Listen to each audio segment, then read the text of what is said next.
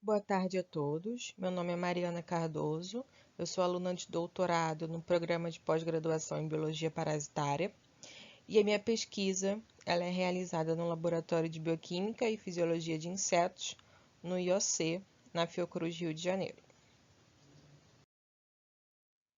Bom, hoje eu vou apresentar um seminário que faz parte da reunião interna do nosso laboratório e o artigo que eu escolhi fala sobre o efeito da formulação do eritritol na mortalidade, fecundidade e excreção fisiológica em Drosophila suzuki. Drosophila suzuki, também conhecida como Drosophila de asa manchada, mede cerca de 2 a 3 milímetros de comprimento, capaz de perfurar frutos sadios, podendo ainda transmitir patógenos que vão depreciar a produção, podendo ocorrer perdas que variam em torno de 30% a 80%, ou seja, é uma grave praga econômica de pequenos frutos e cerejas na Ásia, Europa e América do Norte. Pode se espalhar para outras áreas temperadas e subtropicais, incluindo América do Sul, Austrália e África. E as fêmeas adultas perfuram a superfície da fruta e depositam ali os seus ovos, cujas larvas vão se alimentar da polpa dessas frutas.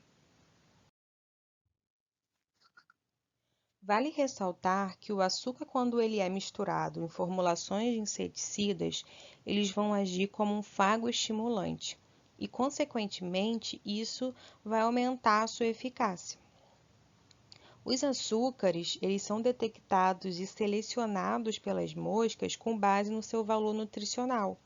Então, esses insetos, eles reconhecem um açúcar a partir da alimentação contínua, né, por meio tanto do aprendizado quanto também da memória. Alguns estudos mostraram que açúcares não nutritivos aplicados à Drosophila melanogaster reduziram a longevidade da mosca e a coordenação motora quando alimentados com eritritol ou adoçante artificial que continha o eritritol. Além disso, essa espécie consumiu ativamente eritritol na presença da sacarose e diminuiu a sua longevidade. O eritritol também demonstrou possuir propriedades inseticidas contra a Drosophila suzuki, contra a mosca da fruta oriental e a mosca doméstica. Bom, o eritritol ele é um poliol, ou seja, é um álcool de açúcar que é estruturado com 4 carbonos. Ele possui 75% da doçura da sacarose, é produzido a partir do amido de milho ou trigo por processo enzimático de levedura ou a partir de micro-organismos fermentativos e ocorre naturalmente em frutas, como por exemplo peras, uvas e também em outros alimentos. Um estudo anterior desse mesmo grupo mostrou várias concentrações de combinações de eritritol e sacarose que podem afetar a mortalidade de Drosophila suzuki. A partir desse estudo, 2 mecanismos para a morte da mosca foram hipotetizados. O primeiro é que a mortalidade ela é causada pela fome, porque o eritritol ele não pode ser metabolizado em carboidratos nutricionais, e a segunda hipótese, é que a mortalidade ocorre pelo desequilíbrio hiperosmótico na hemolinfa. Então, esse conhecimento ele poderia ser utilizado para desenvolver uma alternativa química não tóxica para controlar esse inseto no campo. Esse artigo, então, possui 3 objetivos principais, né? O primeiro é estudar os efeitos na mortalidade e fecundidade de Drosophila suzuki a partir de combinações de eritritol e sacarose. O segundo objetivo é avaliar o efeito da mortalidade a partir de 2 combinações de eritritol e sacarose em arbustos de mirtilo.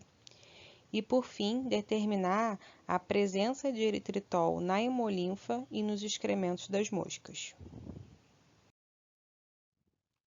Agora eu vou falar sobre a metodologia do artigo em relação às moscas, açúcares e adoçantes utilizados.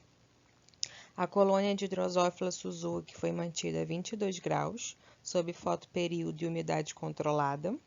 Machos e fêmeas adultos recém-emergidos foram coletados diariamente e mantidos em gaiolas com água e dieta até que tivessem idades específicas para a realização dos experimentos. Os açúcares e adoçantes utilizados foram eritritol, eritrose, manitol e sacarose. Já em relação ao primeiro experimento, que foi o efeito das formulações do eritritol na mortalidade e fecundidade das moscas no copo, eles utilizaram 10 moscas de 5 dias de idade, sendo 5 machos e 5 fêmeas, com jejum de 24 horas de antecedência do experimento. Essas moscas foram introduzidas em um copo plástico, como a gente pode observar na figura, para se alimentar de diferentes proporções de solução de sacarose e eritritol. Um total de 10 mirtilos frescos que foram trocados 2 vezes foram fornecidos para as moscas colocarem os ovos por 7 dias. E as diferentes combinações de sacarose e eritritol foram embebidas em um algodão. A sobrevivência das moscas foi verificada diariamente durante 7 dias, e cada combinação dessa foi replicada 3 vezes. A figura 1b está mostrando a porcentagem de sobrevivência pelos dias após a alimentação. Nós podemos observar que a sobrevivência da mosca diminuiu significativamente durante 7 dias, sendo que a mortalidade mais rápida e mais alta ocorreu nas combinações de sacarose 1 molar e eritritol 2 molar, que é o quadrado pequenininho verde pontilhado, e sacarose 0,5 molar e eritritol 2 molar, que é o triângulo laranja pontilhado. Seguido por eritritol a 0,5 molar, que é a bolinha azul preenchida, que era o controle negativo. A sacarose 1 molar e eritritol 1 molar, que é o quadrado verde. Sacarose a 0,5 molar, eritritol 1 molar, que é o triângulo laranja preenchido.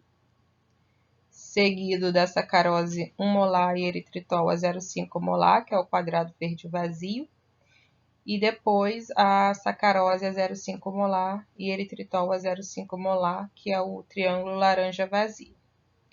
Logo, eles concluem que a maior concentração total dos 2 açúcares provavelmente mostrou maior mortalidade nas moscas. A figura 1c mostra o número de ovos pelas diferentes combinações de sacarose e eritritol. A partir dessa figura, nós podemos ver que a fecundidade mais baixa foi observada em combinações de sacarose a 0,5 molar e eritritol 2 molar, e sacarose 1 molar e eritritol 1 molar, que são as setinhas em rosa, seguido por eritritol a 0,5 molar e sacarose a 0,5 molar e eritritol 1 molar, que são as setinhas em azul. O número de ovos em todos os tratamentos foi significativamente menor quando a gente compara com sacarose a 0,5 molar, que foi o controle positivo. O número de ovos postos aumentou significativamente à medida que as moscas dentro do copo viveram mais. Para o experimento do efeito das formulações do eritritol na mortalidade das moscas na gaiola, as colônias de moscas com 1 dia de idade foram instaladas em uma estufa, sob condições ambientais com temperatura, umidade, fotoperíodo controlados. Eles também utilizaram uma luz de LED na estufa. As plantas de mirtilo, que são esses mini arbustos, elas foram introduzidas em uma gaiola. O pote ele foi embrulhado em um saco plástico e amarrado no caule da planta. Isso foi feito para evitar que as moscas acessassem o solo ou passassem por baixo do pote.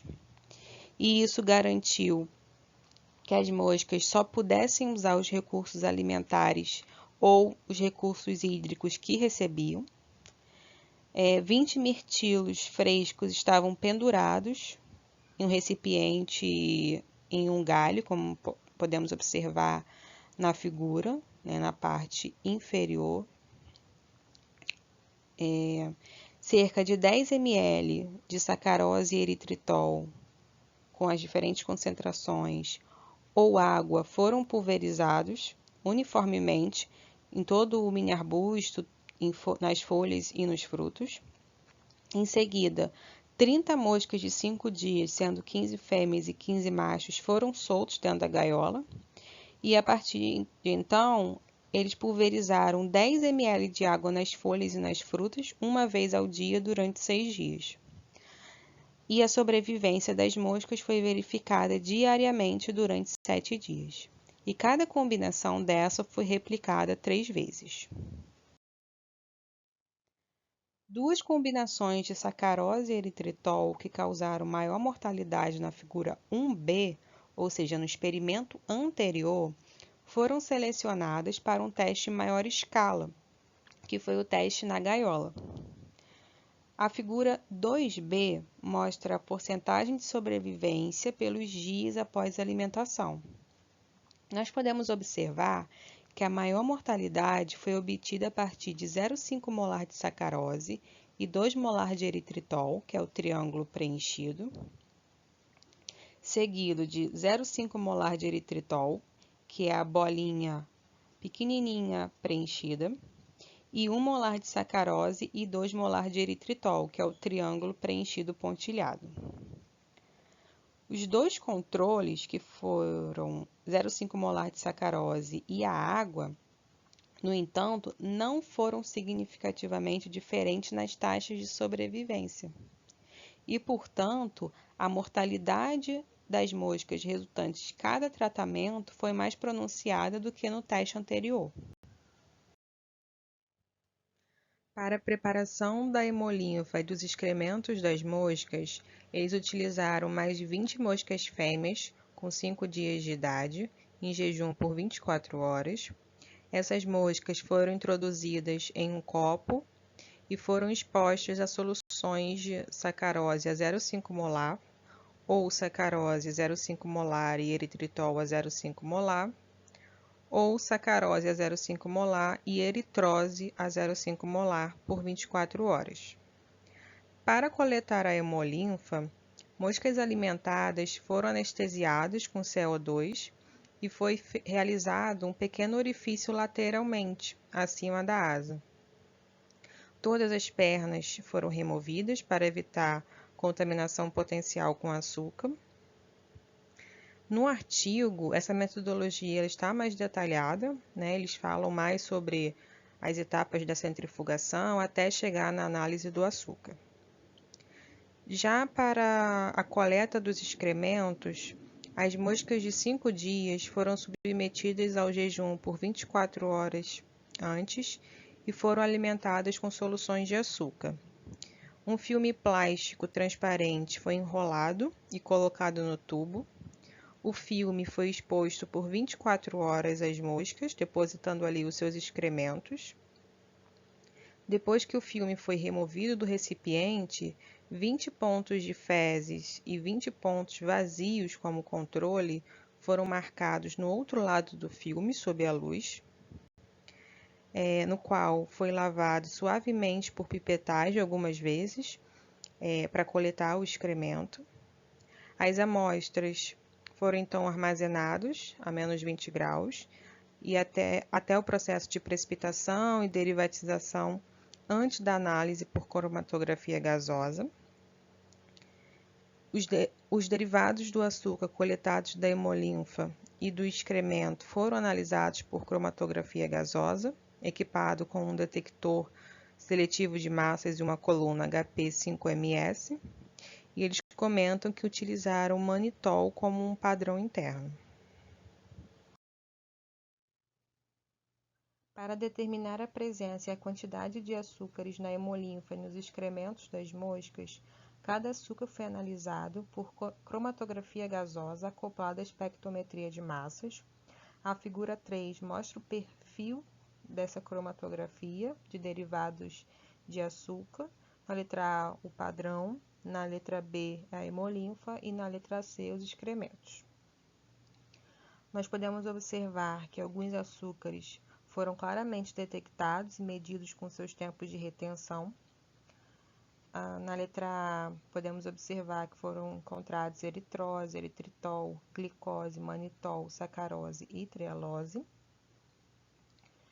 Já na hemolinfa, que é a letra B, uma grande quantidade de eritritol, em média 59,5 microgramas, foi medida, mas as quantidades de sacarose, em média de 3,5 microgramas, e trealose, em média de 1,9 microgramas, foram relativamente baixos.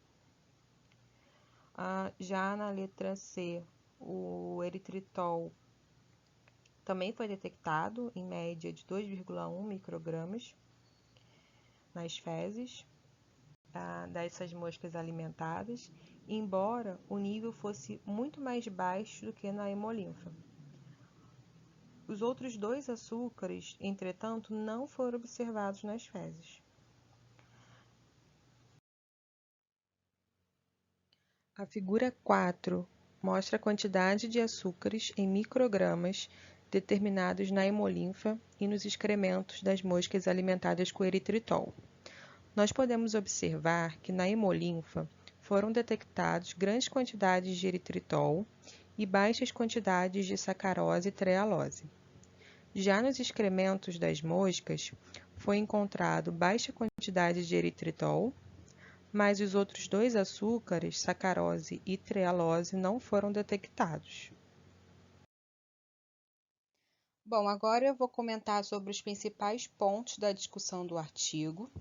Primeiramente, eles falam que no trabalho anterior, uma variedade de dosagens de eritritol e outros açúcares em soluções misturadas ou separadas diminuíram significativamente a sobrevivência das moscas, sugerindo então uma atividade inseticida potencial. Em relação ao trabalho atual, eles discutem que as taxas de sobrevivência no copo com os mirtilos foram semelhantes aos testes anteriores em frascos sem as frutas, quando as moscas foram alimentadas com várias soluções de sacarose e eritritol. Concentrações mais altas de eritritol em 2 molar provocaram mortalidade mais rápida do que dosagens mais baixas, como por exemplo a 0,5 ou 1 molar, e que as proporções de sacarose a 0,5 molar eritritol 2 molar e sacarose 1 molar eritritol 2 molar levaram a mortalidade mais elevada. E eles comentam que ambos os resultados foram consistentes nos estudos atuais e anteriores. Duas razões de sacarose e eritritol foram selecionadas para avaliação posterior em gaiolas com mini arbustos de mirtilo. Ao contrário do recipiente menor, que era o copo, o espaço da gaiola era mais aberto e a mortalidade ocorria mais rapidamente. Foi observada sobrevivência de 100% no controle positivo de sacarose no copo, mas quase nenhuma sobrevivência por 7 dias na gaiola. Os autores sugerem que a morte rápida estaria relacionada com o movimento ativo da mosca ao redor da gaiola, e isso acelerava o esgotamento das reservas energéticas do corpo. Curiosamente, sacarose a 0,5 molar e eritritol a 2 molar foi mais prejudicial do que sacarose 1 molar e eritritol 2 molar no experimento da gaiola, mas não no experimento do copo. E isso pode estar relacionado pelo fato que a sacarose 1 molar e eritritol 2 molar tem uma alta concentração de açúcares que se torna uma solução muito viscosa.